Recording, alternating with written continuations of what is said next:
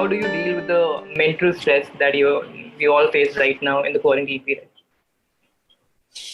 Mental stress. I mean, look, like I said, I'm counting my blessings. Honestly, Parth. I think you know, you see images of people, trying to get back home from wherever they're stuck, and it's distressing.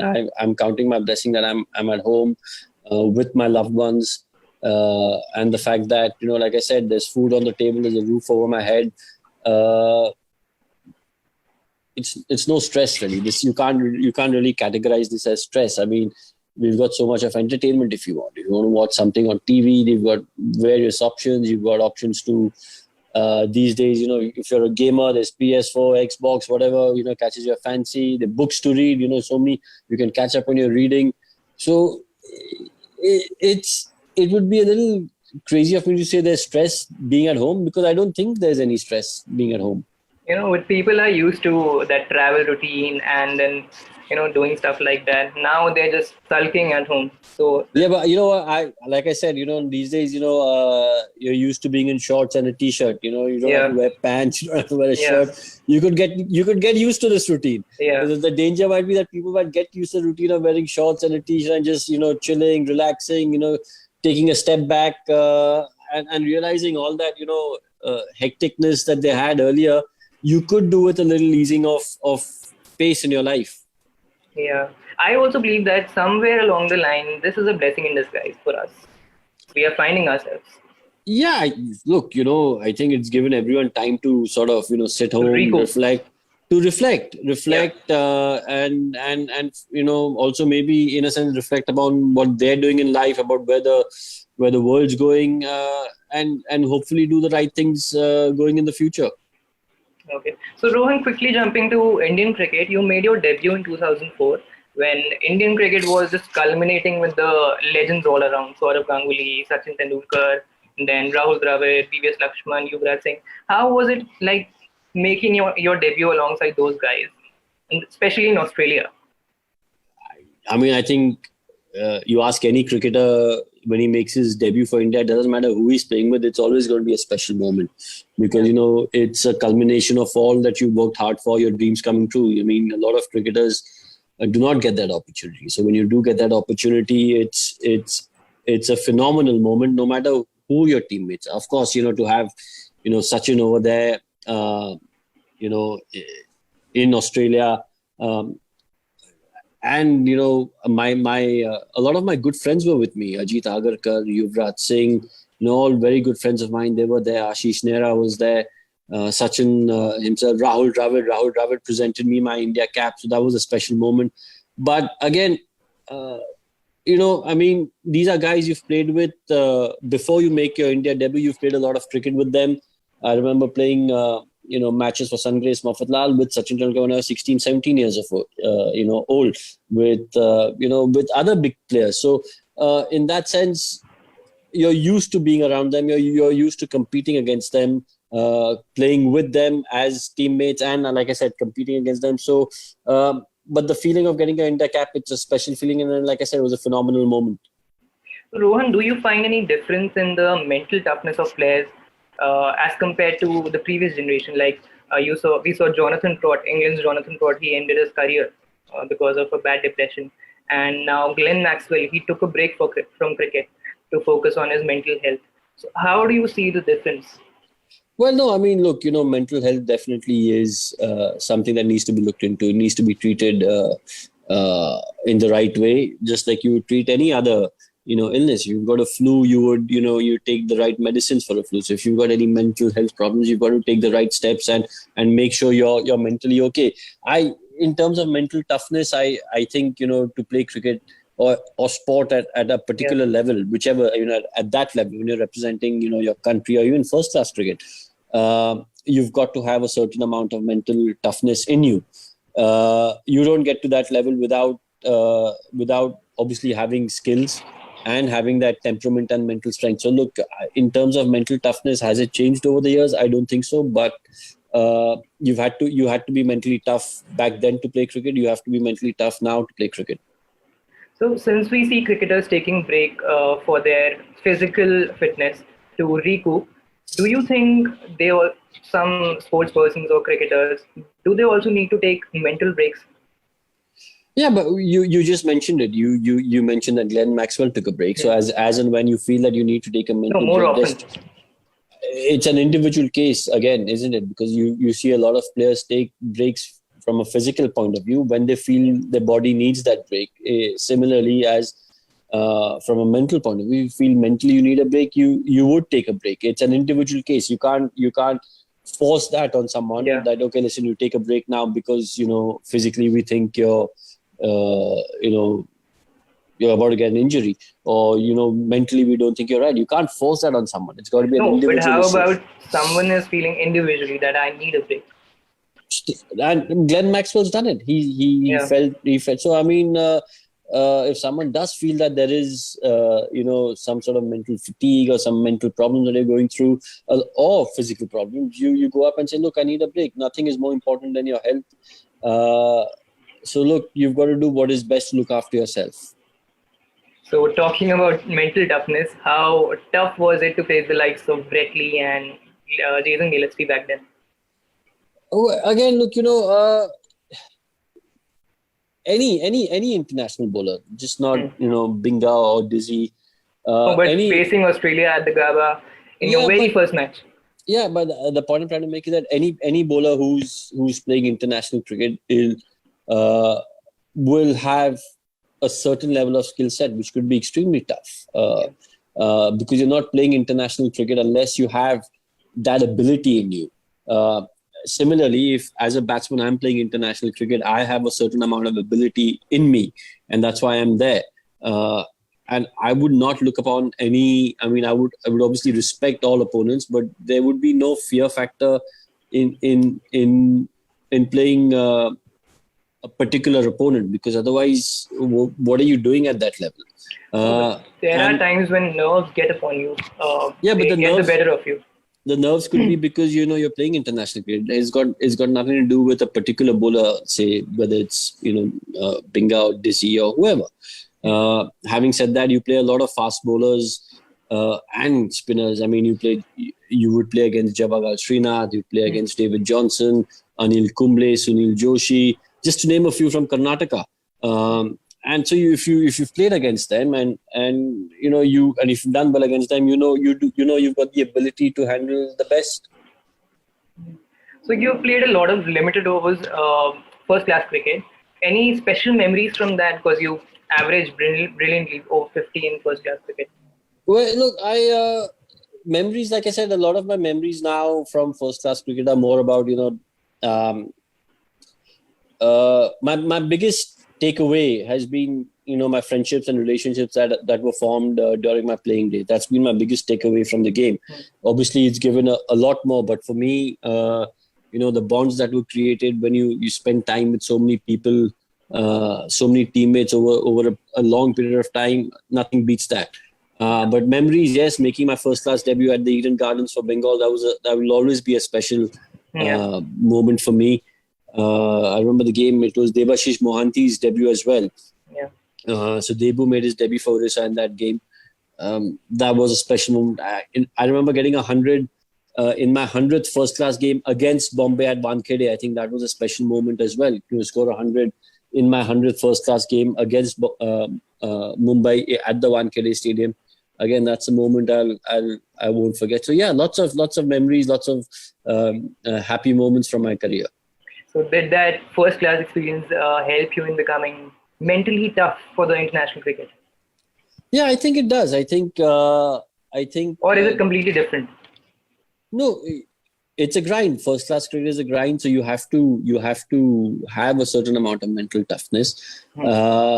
Yes, it's a jump up from first class cricket to international cricket. It's a big jump up, so you've got to be ready for it. But like I said earlier, when you're playing first class cricket, you're coming up against the likes of Abhi Kuruvilla, Salil Ankola, Javagal Srinath, Ajit Agarkar, Zahir Khan. You're playing against them at first class level. Anil Kumble, Sairaj Bautule, Ramesh Pawar, Nilesh Kulkarni.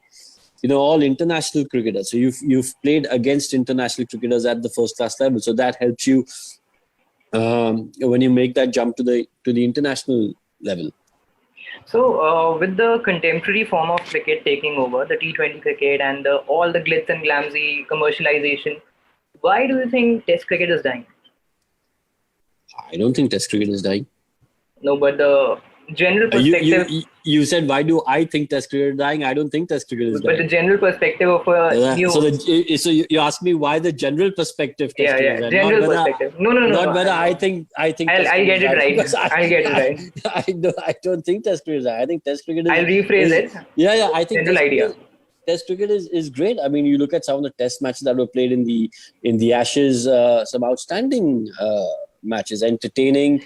Going down to the wire, that partnership between Ben Stokes and Jack Lee. Jack Lee scored only one, not out, but what an invaluable partnership that was. So I think Test cricket still, for the purists, is the number one format of the game. If you speak to Virat Kohli will tell you it's and I'm talking about the current India captain, current number one player in the world, and he'll tell you that the format that he wants to play in more is Test cricket. You speak to any of the top players in the world, they'll tell you that the format that they want to play is Test cricket. Whether it's Ben Stokes, whether it's Joe Root, Kane Williamson, Steve Smith, they all want to play Test cricket. So I think Test cricket, for the purists at least, is well alive and kicking.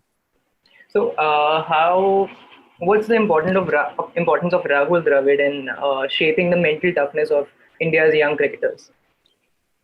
Well, I think Rahul's doing a great job at the NCA. Yeah. He was with the under-19s. I think there's a great sense of continuity at the NCA with Rahul being at the helm. And there you've got coaches like Paras Mambre, Rishikesh Kanadkar, Abhay Sharma, who've been with the under-19s and the A-team for a while now. So that continuity continues. They know what Rahul expects from them, what Rahul expects from the players, and they bring that into team ethics for the under-19 and the A levels. So I think it's BCCI is doing a fantastic job at that level, at the under-19 and at the India A level. Having Rahul there obviously helps because for all those youngsters who are there, those under-19 cricketers, he's an icon. He's all-time great, and you've got someone like that to look up to, someone like that who's telling you what to do, what not to do. And you soak it all in as a young cricketer. You soak up every word that he says, you absorb it, and you try to implement that in your game and in your career. So it's a fantastic job that they're all doing. And along, like I said, along with Rahul, it's Paras Mamre, Rishikesh Kanadkar, Abhay Sharma, the fielding coach. They're all doing a wonderful job. So according to you, who are those young cricketers who are the future of India in Test cricket?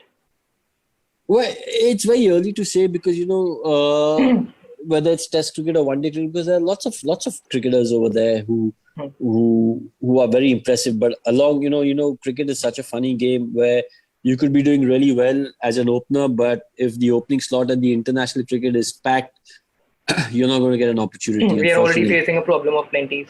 Exactly. So, who do well in Test cricket just depends on being at the right place at the right time with the right opportunity coming your way. But if you look at the under-19 team that played in this World Cup, obviously Yashasvi Jaiswal is someone who did really well, was player of the tournament. Then you've got Priyam Garg, the captain. Again, very highly rated, has done really well in first-class cricket for Uttar Pradesh. There's Divyan Saxena. You look at the bowlers, amazing. So look, there is a lot of talent in India. There's absolutely no doubt about that. There's talent all across the country, not only in the big cities, the smaller cities. It's again like how do you harness that talent? And once you harness that talent, it's about them getting the opportunity at the right time. Speaking about the contemporary form of cricket, the commercialization and all, is there anything you would want to restore in cricket from the past? No, I think. Look, Or are you happy with the current light? No, I think look, cricket's entertaining at the moment. You've got a wider fan base now with T20 cricket coming in, lot more people watching T20 cricket. You've obviously got the purists who watch, who prefer Test cricket. But then you've also got a wider audience now because of T20 cricket, and a lot more people, switching on their TV sets to watch the shorter version of the game. So in that sense, that's great because you're reaching out to a lot more people. The sport is reaching out to a lot more people. So that's Oh, that's fantastic. What mean, what would I change anything in this format? No, I wouldn't, because like I said, there's in this day and age, in this generation, there's a place for all three formats. So it would be.